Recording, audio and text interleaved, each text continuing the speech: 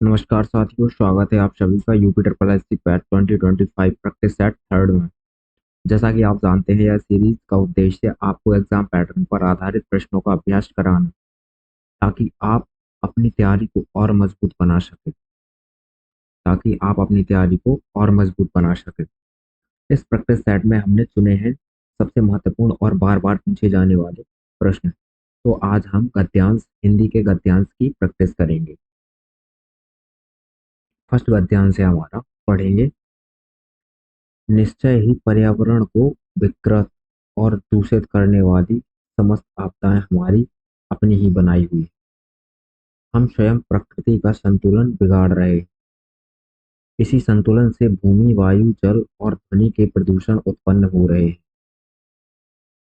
पर्यावरण प्रदूषण से फेफड़ों के रोग, हृदय और पेट की बीमारियां, देखने और सुनने की क्षमता में कमी, मानसिक तनाव आदि बीमारियां पैदा हो रही हैं।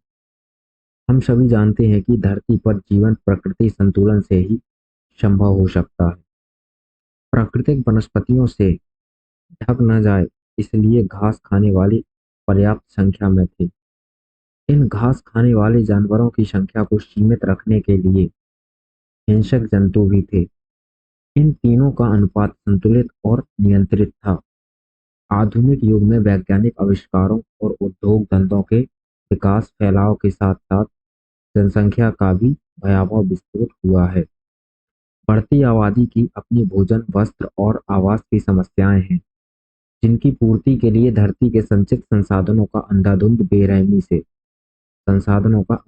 बेरहमी से दोहन किया जा रहा है। बड़े पैमाने पर वन काटे जा रहे हैं। खेती करने पर, घर बनाने, कल कारखाने लगाने, सड़कें और रेल की पटरियां बिछाने के लिए भूमि चाहिए। सिंचाई और बिजली की आपूर्ति करने के लिए नदियों और झरनों के स्वाभाविक प्रवाह को मोड़ बदल और रोक बड़े बड़े बांध बनाए जाते हैं, जिससे जंगल जलमग्न होते हैं। इमारती लकड़ी और कच्चे माल के लिए गत 50 वर्षों से वनों की कटाई इतनी तेजी से हुई कि वनों और पशु पक्षियों का सफाया हो गया है। दूसरी ओर रासायनिक उर्वरकों, कीटनाशक दवाइयों के छिड़काव ने भूमि को ऊसर, दूषित और विषैला बना दिया है, जिसके परिणाम स्वरूप स्वास्थ्यकर और शुद्ध अनाज तथा फल सब्जियां दुर्लभ हो गई। तो ये था हमारा फर्स्ट गद्यांश। इसी के बेस पर, मतलब इसी के आधार पर हम क्वेश्चंस के आंसर्स को मार्क्स करेंगे। तो फर्स्ट क्वेश्चन है हमारा, पर्यावरण प्रदूषण की समस्त आपदाएं किसकी बनाई हुई? ईश्वर, मनुष्य, प्रकृति, उद्योग। तो हमारा सही आंसर क्या है? देखिए, इसका सही आंसर क्या होगा? इसका सही आंसर होगा मनुष्य के द्वारा। किसके द्वारा बनाई हुई है? मनुष्य के द्वारा। अब हम नेक्स्ट क्वेश्चन देखेंगे। पर्यावरण प्रदूषण से मनुष्य किस तरह की समस्याओं से जूझ रहा है? पर्यावरण प्रदूषण से मनुष्य किस तरह की समस्याओं से जूझ रहा है? आर्थिक, शारीरिक व मानसिक। किस तरह की? शारीरिक व मानसिक। नेक्स्ट क्वेश्चन देखेंगे। धरती पर जीवन कैसे संभव है? धरती पर जीवन कैसे संभव है? प्रकृति संतुलन से। कैसे? प्रकृति संतुलन से। धरती पर जीवन कैसे संभव है? प्रकृति संतुलन से। नेक्स्ट क्वेश्चन देखेंगे। उद्योग धंधों के विकास से निम्नलिखित में से किसका भयावह विस्फोट हुआ है? किसका भयावह विस्फोट हुआ है?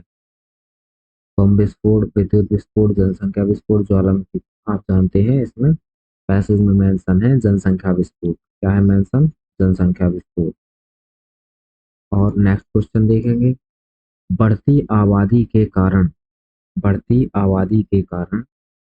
धरती के संचित संसाधनों का क्या किया जा रहा है?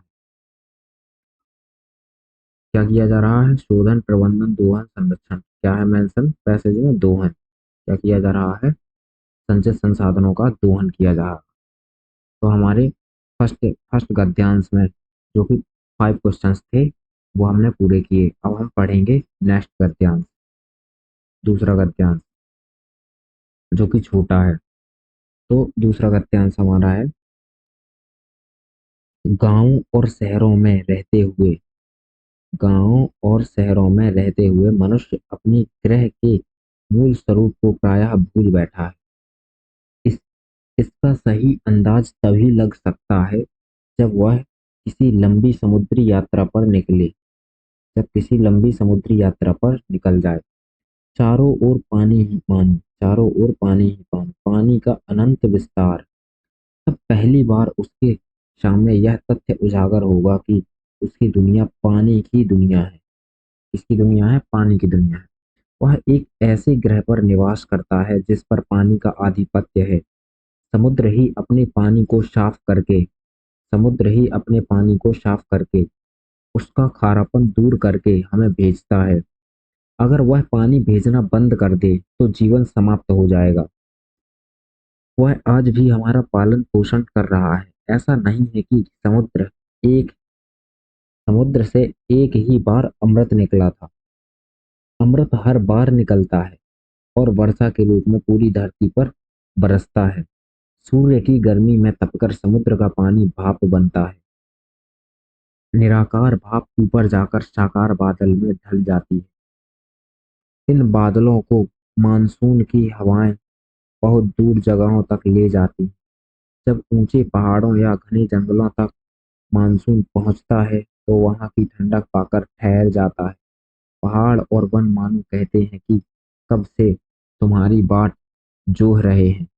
पानी बनकर तप्त धरा को तृप्त करो, नवजीवन का संचार करो। इस प्रकार से हमारा ये सेकंड गद्यांश था। इससे रिलेटेड 5 क्वेश्चंस को हम टैकल करेंगे। तो फर्स्ट क्वेश्चन हमारा पूछ रहा है, पहाड़ और वन किसकी प्रतीक्षा करते हैं? पहाड़ और वन किसकी प्रतीक्षा करते हैं? तो पैसेज में मेंशन है बादलों की। किसकी प्रतीक्षा करते हैं? बादलों की। इससे रिलेटेड नेक्स्ट क्वेश्चन, गद्यांश के अनुसार मनुष्य को जल की महत्ता समझनी चाहिए, समुद्र की महत्ता समझनी चाहिए, बादलों को बरसने से रोकना चाहिए, वन और पहाड़ों पर घूमना चाहिए। तो गद्यांश के अनुसार मनुष्य को जल की महत्ता समझनी चाहिए। क्या करना चाहिए? जल की महत्ता समझनी चाहिए। और नेक्स्ट क्वेश्चन, मनुष्य की दुनिया पानी की दुनिया है। मनुष्य की दुनिया पानी की दुनिया है, ऐसा क्यों कहा गया है? मनुष्य पानी बहुत पीता है, मनुष्य केवल पानी ही पीता है। शरीर को चलाने के लिए पानी चाहिए। पृथ्वी पर अधिकांश भाग जलमय है। तो मनुष्य की दुनिया पानी की दुनिया है, ऐसा इसलिए कहा जाता है क्योंकि पृथ्वी पर अधिकांश भाग जलमय है। ऐसा है, अधिकांश भाग जलमय है, इसीलिए मनुष्य की दुनिया को पानी की दुनिया कहा जाता है। नेक्स्ट क्वेश्चन देखेंगे, समूह से भिन्न शब्द। समूह से भिन्न शब्द, समुद्र, वन, समुद्री, पर्वत। समूह से भिन्न शब्द, समुद्र, वन, पर्वत, ये सभी प्राकृतिक हैं। ये अप्राकृतिक लग रहा है,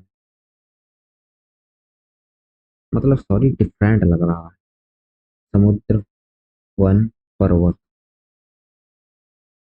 नेक्स्ट क्वेश्चन देखेंगे, यही सही होगा इसका, समुद्री, क्योंकि समुद्री शब्द विशेषण है। समुद्री शब्द क्या है? विशेषण है। और अन्य तीनों शब्द जैसे कि समुद्र, वन और पहाड़, ये हमारे क्या है? संज्ञा। ये क्या है? हमारा विशेषण। समुद्री हमारा विशेषण, इसीलिए ये भिन्न है। ठीक है। और लास्ट क्वेश्चन देखेंगे हम अपने पैसेज का, निराकार का मूल भाव है। निराकार का मूल भाव है, जिसका कोई आकार ना हो। तो निराकार का यही होगा सही ऑप्शन, जिसका कोई आकार ना हो। अन्य ऑप्शन भी देख ले रहे हैं। जिसका कोई रंग रूप हो ना हो, गलत। जिसका जिसकी कोई परछाई ना हो, गलत। जिसका कोई अस्तित्व ना हो, गलत। निराकार का मूल भाव है जिसका कोई आकार ना हो। तो इस प्रकार से अभी हमने हिंदी के गद्यांश की प्रैक्टिस की। तो साथियों, यह था हमारा UP triple SC PAT practice set third, जिसमें हमने पहले के प्रैक्टिस सेट से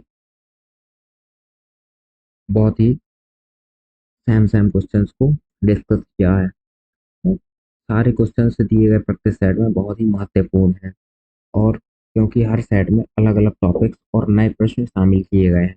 वीडियो पसंद आए तो लाइक और शेयर करें और कमेंट में बताइए कि आपको कौन सा प्रश्न सबसे ज़्यादा मददगार लगा।